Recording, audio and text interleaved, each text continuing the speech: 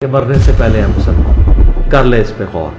کتابوں کا خدا اور ہے، بابوں کا خدا اور. کہنے کو تو تھی سب کا اسلام ہے، لیکن کتابوں کا جہاں اور ہے، بابوں کا جہاں اور.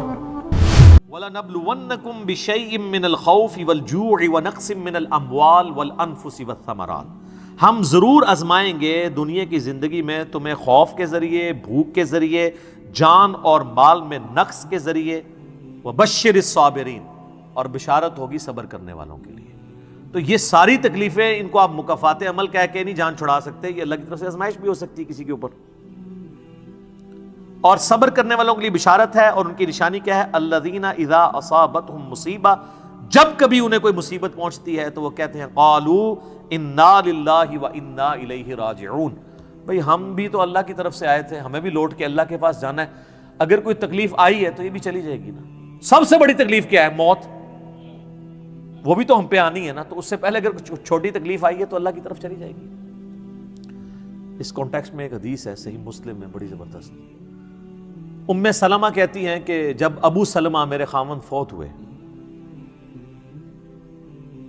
مجھے ان کی فوتگی کی خبر ملی تو میں نے حضور سے ایک دعا سن کے یاد کر رکھی تھی کہ جو کوئی وہ دعا مانگ لے گا اللہ تعالیٰ اس سے بہتر اسے نعم البدل دے دے گا.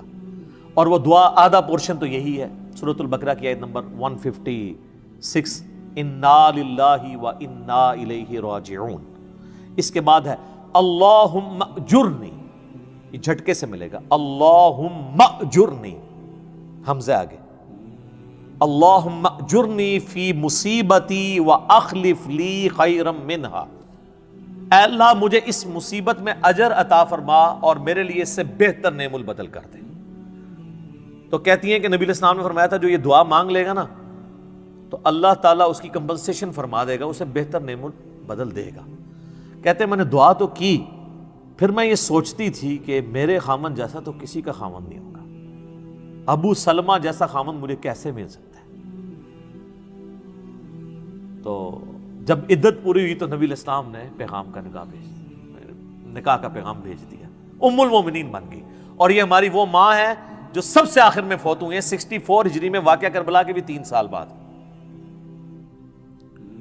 تو اس دعا کی یہ دعا یاد رکھیں. چھوٹی موٹی بھی کوئی بھی تکلیف کوئی بچوں کو پہنچتی ہے، گھر میں کسی کو زخم لگتا ہے، ٹھوکر لگ جاتی ہے، کوئی مالی نقصان ہو جاتا ہے، فوراً یہ دعا. اور میں نے الحمدللہ 20 دفعہ یہ دعا آزمائی ہے. وقتی طور پہ تو فیل ہو رہا ہوتا ہے کہ یار کوئی مسئلہ خراب ہو گیا، لیکن اس کے بعد اسی شر کے اندر خیر چھپی ہوئی ہوتی ہے، وہ مل جاتی ہے. اس آپ دعا کو یاد رکھیں، اور صبح و شام جو چھوٹی موٹی کوئی خبریں بھی آپ کو ملتی رہتی ہیں نا، اس کے اوپر آپ یہ دعا پڑھتے رہیں. یہ آپ کے لیے ایک بہت بڑا وظیفہ ہے انشاءاللہ تعالی. باقی یاد رکھیے گا کہ یہ مکافات عمل کا جو معاملہ ہے نیک اور بد لوگوں کے اعتبار سے ڈیفرنٹ ہے. نیک لوگوں کو جو تکلیفیں آتی ہیں نا دنیا میں، وہ ان کے درجات کو بلند کرنے کے لیے آتی ہیں. اور یہ اللہ تعالیٰ نے بڑی سختی کے ساتھ سورۃ العنکبوت کے اندر نا صحابہ کرام کو ایڈریس کر کے نا یہ فلسفہ کلیئر کیا ہے. آیت نمبر 2 اور 3 کے اندر احسب الناس ان یترکوا ان یقولوا آمنا وهم لا یفتنون. کیا لوگ اس گمان میں ہیں کہ انہیں صرف اس بات پہ چھوڑ دیا جائے گا کہ وہ ایمان لے آئے اور ہم ان کی آزمائش نہیں کریں گے؟ وَلَقَدْ فَتَنَّ الَّذِينَ مِن قَبْلِهِمْ، بے شک ہم نے ضرور آزمایا تھا ان سے پہلے لوگوں کو. فَلَيَعْلَمَنَّ اللَّهُ الَّذِينَ صَدَقُوا وَلَيَعْلَمَنَّ الْكَاذِبِينَ. تو اللہ تعالیٰ ضرور جانچ کر رہے گا کہ کون سچے ہیں اپنے دعوے کے اندر. کس دعوے میں؟ کہ غلامی رسول میں موت بھی قبول ہے، اور کون صرف نعرہ بازی کر رہے ہیں. اللہ تعالیٰ ان کو ظاہر کر کے رہے گا، جانچ کے رہے گا. تو یہ اللہ تعالیٰ نے اپنا اصول رکھا ہے، یونیورسل ٹروتھ ہے. اس کانٹیکسٹ میں صحیح بخاری میں ایک حدیث ہے، صحابہ کرام نے جب کافروں کی تکلیفوں کا ذکر کیا نا حضور سے، تو آپ نے فرمایا صبر کرو، اللہ کی قسم تم سے اگلے لوگوں کو زمین میں گاڑا جاتا تھا، سر کی مانگ پہ آرا رکھا جاتا تھا اور کہا جاتا تھا کہ اسلام چھوڑ دو، اور وہیں ان کے 2 ٹکڑے کر دیے جاتے تھے، وہ اپنے دین پہ قائم رہتے تھے. لوہے کی کنگیاں ان کے گوشتوں پہ پھیری جاتی تھی حتیٰ کہ ہڈی تک پہنچ جاتی تھی، تب بھی وہ اپنے دین پر ثابت قدم رہے. تو نبی الاسلام نے اپنے صحابہ کو اگلے لوگوں کی یہ تکلیف گنوائی. تو اب وہ جو اتنی تکلیفیں کاٹتے رہے ہیں وہ کوئی مکافات عمل نہیں ان کے لیے ہوا, آزمائش تو ہوئی ہے نا جی. تو نیک اور برے لوگوں کے اعتبار سے ڈیفرنٹ ہے, یہ ذہن میں رکھیے گا. بخاری اور مسلم کی متفق علیہ حدیث ہے, نبی الاسلام نے فرمایا مسلمان کو کوئی بھی تکلیف پہنچتی ہے, دکھ درد بیماری, کوئی اندیشہ, اندیشہ کہتے ہیں ذہنی ٹینشن کو صرف کہ یہ نہ ہو جائے, حتیٰ کہ اس کے پاؤں میں کانٹا بھی چبھ جائے, تو اللہ تعالیٰ اس کے بدلے میں اس کے گناہوں کو معاف کر دیتا ہے. اور مسلم شریف میں ڈیٹیل ہے کہ جب یہ سورۃ النساء کی آیت نمبر 123 نازل ہوئی نا, کہ چھوٹے سے چھوٹے اعمال کا بدلہ بھی ملے گا اور چھوٹی سے چھوٹی نیکی کا بھی, تو صحابہ پریشان ہو گئے. ان کا یا رسول اللہ ہم تو یہ تو سارے پکڑے جائیں گے, کس طریقے سے کوئی بندہ پرفیکٹ ہو سکتا ہے؟ تو حضور نے فرمایا پریشان ہونے کی ضرورت نہیں ہے. مسلمان کو جو دنیا میں تکلیفیں اور بیماریاں آتی ہیں نا, وہ اس کی ان غلطیوں کا کفارہ بن جاتی ہیں. حتیٰ کہ جامعہ ترمذی میں, ابو داؤد میں ایک حدیث ہے, نبی علیہ السلام نے فرمایا کہ دنیا میں سب سے زیادہ تکلیفیں انبیاء کو آتی ہیں. تو کیا انبیاء پہ مکافات عمل ہو رہا ہوتا ہے؟ نعوذ باللہ. اس کے بعد ان پہ آتی ہیں جو ان کے بعد اللہ تعالیٰ کو سب لوگوں سے بڑھ کے محبوب ہوتے ہیں. آپ نے صحابہ کا بھی نام نہیں لیا, آپ فرمایا جو بھی, وہ اس زمانے میں بھی ہو سکتا ہے, آج کے زمانے میں بھی, کیونکہ بعض اصحاب تو ایسے ہیں جنہوں نے کفر کی زندگی میں بھی موج کی ہے اور اسلام کی زندگی میں موج کی ہے, وہ تکلیفوں سے گزرے ہی نہیں ہیں. اچھا, اور پھر فرمایا اس کے بعد وہ لوگ ہیں جو اس کے بعد اللہ کو سب سے بڑھ کر محبوب ہوتے ہیں. حتیٰ کہ انسان پہ تکلیفیں آتی رہتی ہیں اور اس کی موت کا وقت آ جاتا ہے اور اللہ تعالیٰ اسے پاک و صاف کر کے دنیا سے اٹھا لیتا ہے. یہ جو لوگ کہتے ہیں نا یار وہ موت کے وقت فلانے کے ساتھ, یار وہ احمد دیدہ صاحب 9 سال تک قومے میں رہے ہیں, اتنی اسلام کی انہوں نے خدمت کی, ہزاروں عیسائیوں کو مسلمان کیا, لاکھوں مسلمانوں کے ایمان کی حفاظت کا سبب اللہ نے ان کو بنایا, لیکن وہ 9 سال تک قومے کی حالت میں رہے, 1996 سے لے کے 2005 تک. تو کوئی کچھ کہتا تھا جی یہ وہ عیسائی بھی ان کو کہتے تھے دیکھو جی اس کو بدوا لگ گئی اور یہ وہ ہو گیا, گستاخ ہے, یہ ہے وہ ہے. تو یہ تو کوئی طریقہ نہیں ہے. اس طریقے سے جنید جمشید صاحب جب شہید ہوئے تو آپ دیکھ لیں ان کے مخالفین نے ان کے بارے میں کیا بات کی. اور سر صحابہ کرام کو تو رومن امپائر کی بیٹل فیلڈز کے اندر تیل کے کڑاؤں میں روسٹ کیا گیا ہے, تو آپ کیا کہیں گے نعوذ باللہ ان کے ساتھ یہ کچھ ہو گیا؟ ابو عبیدہ ابن جرح, معاذ ابن جبل لاڈلے ترین صحابہ ہیں, طاعون کے مرض میں شہید ہوئے ہیں, اور طاعون میں اتنے بڑے بڑے پھوڑے جسم کے اوپر نکلتے ہیں. آپ تو سمجھتے ہیں کہ صحابہ کرام جو ہے وہ بڑے سکون سے بیٹھتے ہوں گے اور پھر کلمہ پڑھتے ہوں گے, ساتھ ہی ایسے روح پرواز کر جاتی ہوگی. حضرت حمزہ ابن عبد المطلب کا مسلح ہوا ہے, سید الشہداء ہیں. حضرت حسین علیہ السلام کے ساتھ جو کچھ کربلا میں ہوا ہے. تو نیک بندوں اور عام بندوں کے اعتبار سے اس کا حکم ڈیفرنٹ ہے. نیک بندوں کے درجات بلند ہوتے ہیں. حسین ابن علی سے اتنی بڑی قربانی نے اللہ نے لی کہ قیامت والے دن ان کو جنتی نوجوانوں کا جو سردار ہونا ہے اس کو جسٹیفائی کیا جائے کہ آؤ جی حسین جیسی ہے کسی قربانی, بنا دینا ہے سردار, آ جاؤ لے کے آؤ. کوئی کھڑا ہو سکتا ہے؟ ابھی تک 1500 سال میں تو نہیں کوئی دعویٰ کرے گا کھڑا ہونے کا. تو اللہ تعالیٰ نیکیوں کو جسٹیفائی بھی کرواتا ہے, وہ مکافات عمل نہیں ہو رہا ہوتا. نیک لوگوں کے لیے ڈیفرنٹ ہے, ان کے درجات بلند ہوتے ہیں, اور باقی عام لوگوں کے لیے یہ ہے کہ ان کے لیے بھی آپ نہیں کہیں گے کہ ان پہ عذاب ہے, یا اللہ کی طرف پلٹنے کا ذریعہ ہے یا ان کے گناہوں کا کفارہ ہے. یہ آپ نے کسی پہ نہیں کہنا اس کے اوپر لعنت پڑ گئی, اس کے اوپر یہ ہو گیا, اس کے اوپر یہ ہو گیا. یہ آپ کو کسی نے رائٹ نہیں دیا. یہ بہت بڑا ظلم ہے. ایک طرح کے معاملات ہوئے ہوتے ہیں دونوں کے ساتھ. اب آپ دیکھ لیں سنیوں میں سے کوئی جیل میں جاتا ہے تو شیعہ کہتے ہیں دیکھا جی مکافات عمل ہے, شیعہ میں سے کوئی جاتا ہے سنی کہتے ہیں مکافات عمل ہے. تو یہ آپ جو مرضی, اور اپنوں کے لیے کہتے ہیں آزمائش ہے. تو یہ آج کی ڈیٹ میں آپ نے سب کے لیے آزمائش ہی کہنا ہے, ورنہ یہ مسئلہ بالکل خراب ہو جائے گا. اور آپ دیکھ لیں اللہ تعالیٰ کتنا غفور رحیم ہے. پورا مکی قرآن 2/3 قرآن ہے کافروں کے لیے دھمکیوں سے بھرا پڑا ہوا ہے, لیکن جب ان دھمکیوں کی ایگزیکیوشن کی باری آئی ہے سارے مسلمان ہو گئے. ہائے ہائے, آپ کوئی کہہ سکتا تھا کہ یا اللہ اتنی دھمکیاں تو نے دی, میں یہ کر دوں گا, تم پہ وہی عذاب آئے گا جو اگلے لوگوں پہ آیا تھا, تو اللہ اپنی کتاب کو سچا کر دینا اور عذاب لے آ. لیکن وہی بات وَكَتَبَ رَبُّكُمْ عَلَى نَفْسِهِ الرَّحْمَةِ, اللہ نے اپنے اوپر لازم کیا ہے کہ ہر حال میں اس نے رحم ہی کرنا ہے. اور بخاری اور مسلم دونوں میں حدیث ہے کہ اللہ نے مخلوقات کی پیدائش سے پہلے عرش پہ اپنے پاس ایک عبارت لکھ لی تھی کہ میری رحمت میرے غضب پہ سبقت لے جائے گی. وہ ایسی سبقت لے گئی کہ 2/3 قرآن سائڈ میں رہ گیا، دھمکیوں سے بھرا ہوا. فتح مکہ پہ جنہوں نے معافی مانگی طلقاء بنے مسلمان، حتیٰ کہ ہند کی بھی حضور علیہ السلام نے توبہ قبول کر لی، ابو سفیان کی بھی توبہ قبول کر لی. یہ بات ہے. لا تثریب علیکم اليوم، آج تم پر کوئی گرفت نہیں ہے. جو حضرت یوسف نے آیت پڑھی، وہ جو الفاظ ہیں نا قرآن میں سورہ یوسف میں، وہی نبی علیہ السلام نے آیت پڑھ دی. تو یہ اللہ تعالیٰ کی رحمت ہے. ہم اللہ تعالیٰ سے اللہم انی اسألک من فضلک ورحمتک، آمین.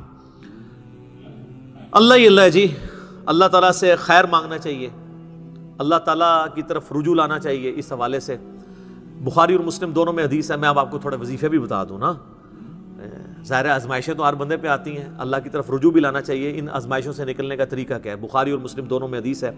نبی صلی اللہ علیہ وآلہ وسلم کے بارے میں انس بن مالک کہتے ہیں کہ نبی علیہ السلام کی اکثر دعا یہی ہوا کرتی تھی، اللہم ربنا آتنا فی الدنیا حسنہ وفی الآخرۃ حسنۃ وقنا عذاب النار، آمین. یہ بخاری مسلم میں بھی ہے، سورۃ البقرہ کی آیت نمبر 201 ہے. اے اللہ ہمیں دنیا میں بھی بھلائیاں عطا فرما اور آخرت میں بھی بھلائیاں عطا فرما، اور آخرت کی سب سے بڑی بھلائی بھی ساتھ مانگ لی، وقنا عذاب النار، آگ کے عذاب سے ہمیں بچا لے، آمین. یہ اکثر آپ کی دعا ہوتی تھی. اس کانٹیکسٹ میں ایک حدیث ہے بڑی انٹرسٹنگ، صحیح مسلم میں. ایک صحابی بیمار ہوئے حتیٰ کہ بالکل ہڈیوں کا پنجر بن گئے، اور صحابہ کہتے ہیں چڑیا کی طرح ان کی جان ہو گئی. نبی علیہ السلام ان کی عیادت کے لیے گئے. آپ نے جب دیکھا، آپ فرمایا تو اللہ سے کیا مانگتا ہے؟ چنگا بندہ ٹردا پھردا بندہ ایڈا منجی دے پہ گیا اور بالکل ڈھانچہ پنجر بن گیا ہڈیوں کا. اس نے کہا یا رسول اللہ، میں اللہ تعالیٰ سے یہ دعا کرتا ہوں کہ اے اللہ جو تو نے مجھے آخرت میں عذاب دینا ہے نا، دنیا میں ہی دے دے. آخرت کا عذاب تو بہت سخت ہے، تو مجھے دنیا میں ہی وہ عذاب دے دے. نبی علیہ السلام نے سبحان اللہ، کیا تم دنیا میں بھی اللہ کی تکلیف برداشت کر سکتے ہو؟ اوے تجھے تو چاہیے تھا، تو کہتا ہے اللہم ربنا آتنا فی الدنیا حسنہ وفی الآخرۃ حسنۃ وقنا عذاب النار. یعنی آپ اللہ تعالیٰ کو معاذ اللہ کو فنیٹک سمجھتے ہیں کہ آپ کہیں گے جی اس نے عذاب تو ضرور دینا تو مجھے ادھر دے دے. او یار اللہ سے اچھا ہی گمان رکھو. بخاری مسلم دونوں میں حدیث ہے، میں اپنے بندے کے گمان کے قریب ہوں جیسا میرے بارے میں گمان رکھے، بشرطے یہ کرتوت بھی ٹھیک کرے. تو سر ہم تو یہ کہتے ہیں یا اللہ ہم نہ تیری آزمائش کے قابل ہیں نہ تیرے عذاب کے قابل ہیں، ہمیں بلا حساب و کتاب ہی جنت میں داخل فرما دے، آمین. تو میں اپنے بندے کے گمان کے قریب ہوں. اچھا گمان رکھیں، انشاءاللہ تعالی اینڈ رزلٹ بھی اچھا ہوگا. آپ اللہ سے گمان اچھا رکھیں، یہ گمان بہت اہم چیز ہے. اور یہ آپ کا جو کانفیڈنس ہے نا اللہ کے اندر کہ انشاءاللہ اللہ میرے ساتھ خیر کا معاملہ ہی کرے گا. اچھا کئی لوگ ہیں وہ کہتے ہیں منو تے اللہ نے دینے ہی عذاب ہے. استغفر اللہ. تو آپ چاہے اچھے اعمال کرتے ہیں برے اعمال، تب بھی آپ نے یہ اپنے بارے میں یہ بات نہیں کرنی. یہ تو اور کسی کے بارے میں تو آپ نے سوچنا بھی نہیں سر، وہ تو کہانی ختم.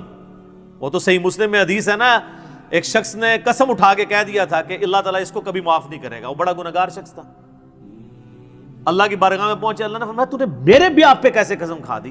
جا، میں نے اس کو معاف کیا، تجھے دوزخ میں پھینکا. لا يسأل عما يفعل وهم يسألون، سورۃ الانبیاء کی آیت ہے.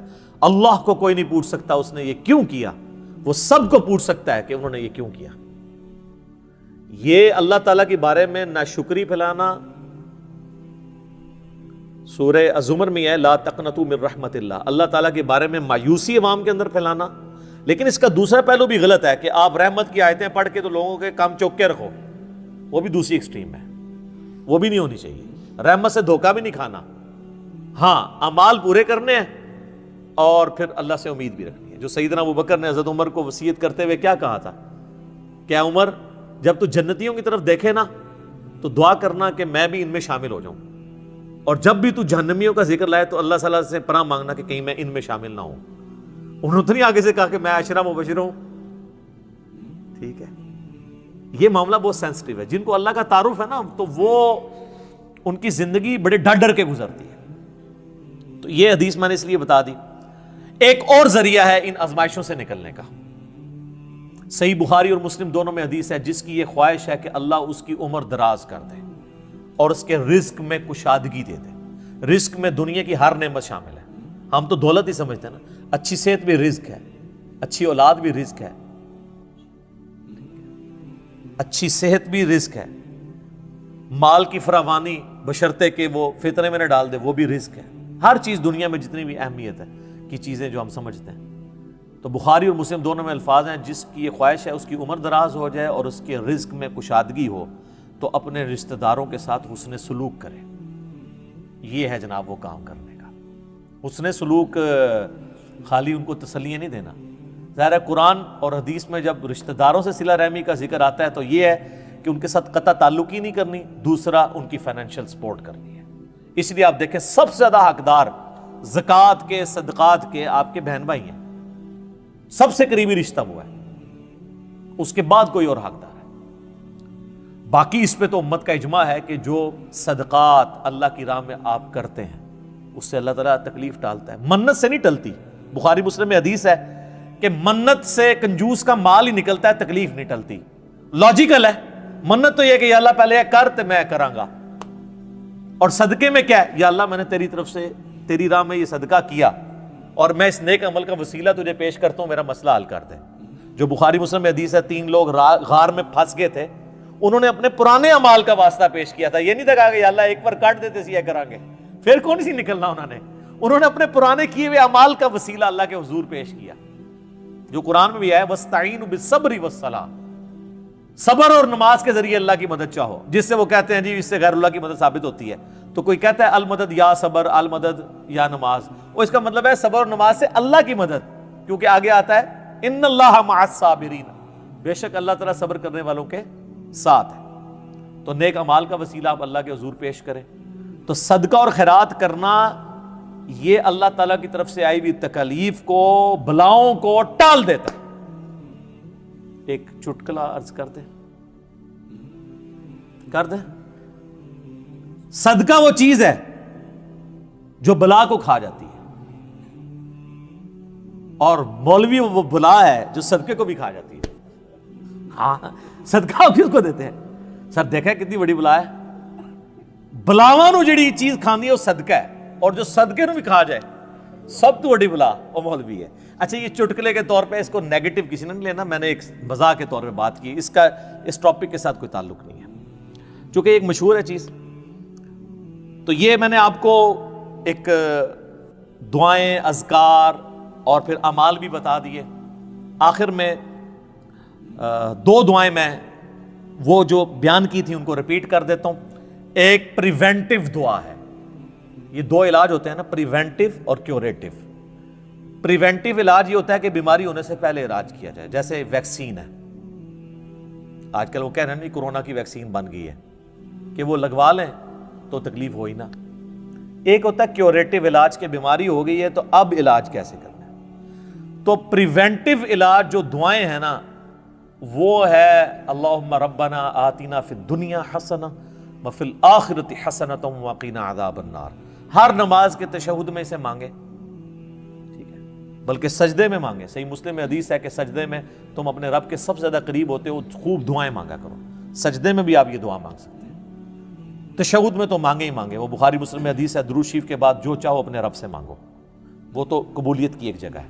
اس کے علاوہ یہ ہو گئی پریونٹیو علاج بیماریوں سے, پریشانیوں سے.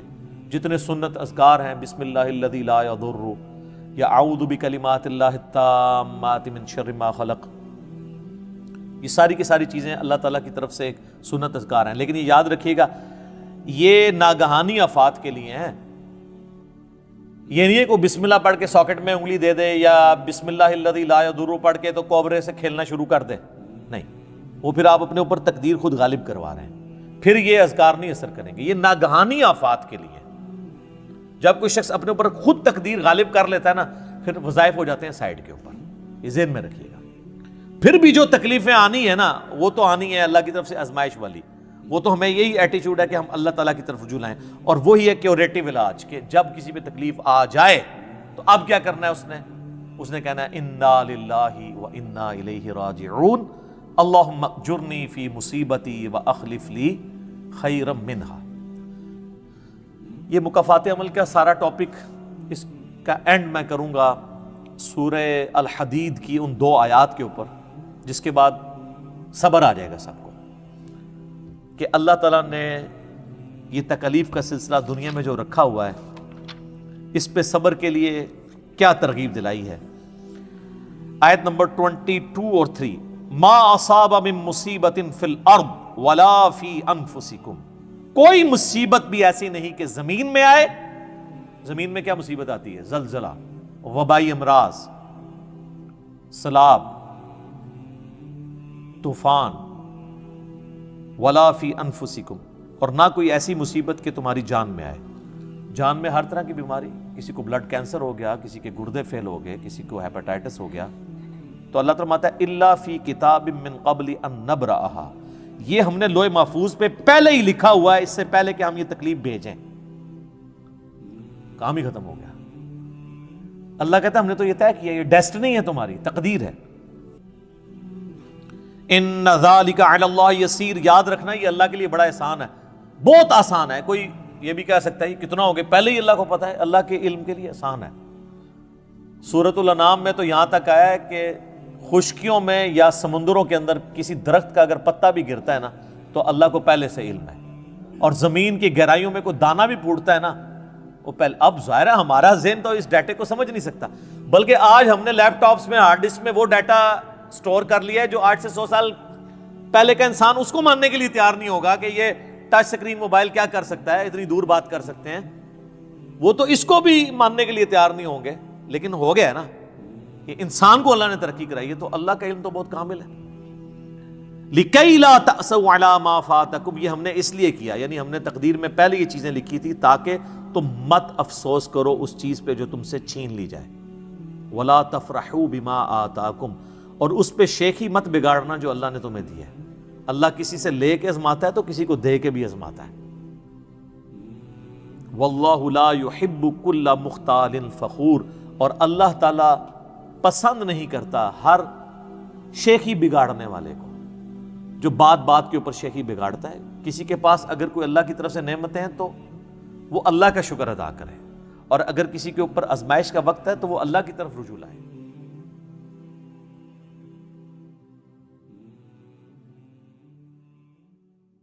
اور فرقوں کی دکانیں بند، the damage has been done۔